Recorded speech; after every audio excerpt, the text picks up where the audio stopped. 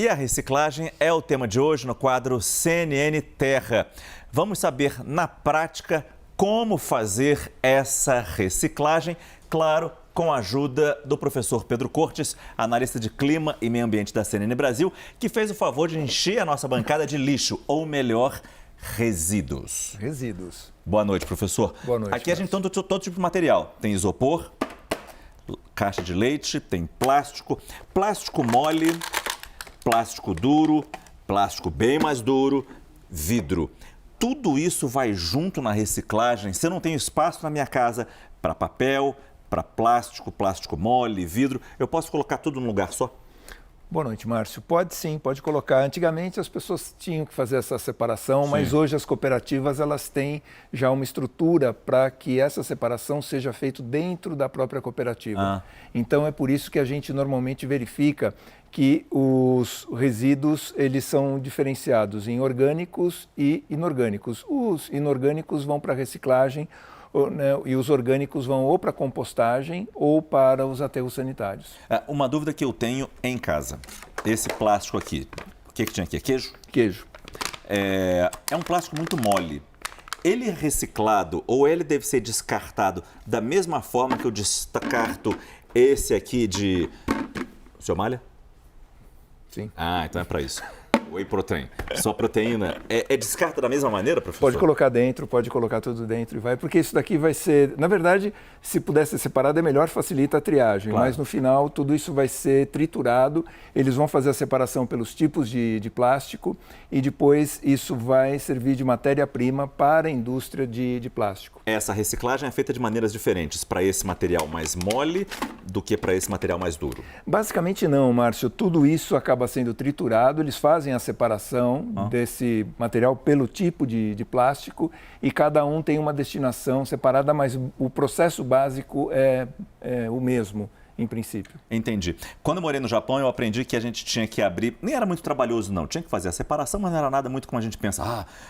Enfim, era trabalhoso porque tinha que fazer, senão levava multa no prédio. Mas, por exemplo, as caixas de leite, o que a gente aprendeu no Japão, tinha que abrir a caixa de leite, esvaziar todo o conteúdo, lavar todo o conteúdo, abrir a caixa e deixá-la seca para você entregar já empilhadinha, toda aberta, não apenas para facilitar a reciclagem, mas para ela não ir suja.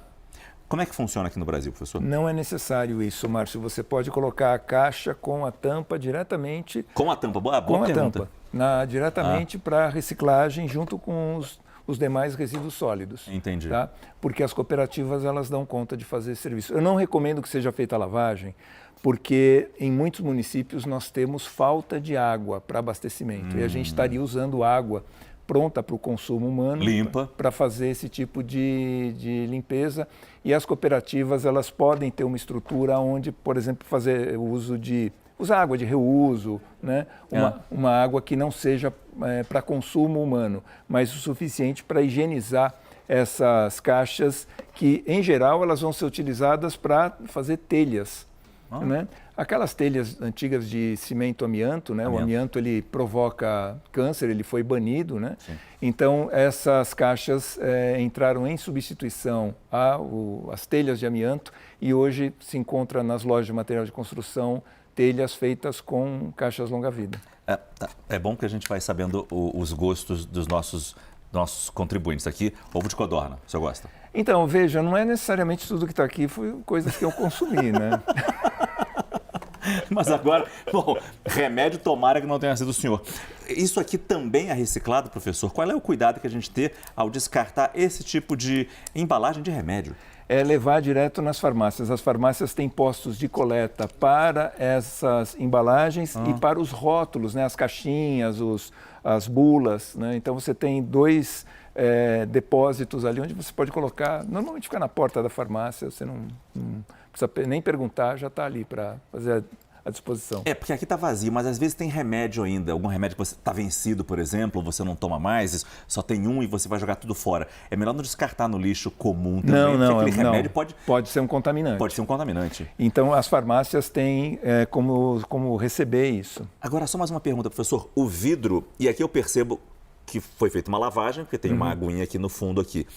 Não é melhor secar esse material antes de jogar na lixeira? Porque eu já vi o seguinte, por exemplo, se eu misturo essa água que tem aqui dentro com um papelão que eu botei no mesmo lixo, essa água em contato com o papelão vai desmanchar aquele papelão e acabou a reciclagem do papelão, né? Aí o caso seria de secar a garrafa, né? Mesmo. Aqui ela foi lavada porque isso aqui era uma embalagem de suco de uva, né? Então só para tudo melado, né? Tudo melado, né?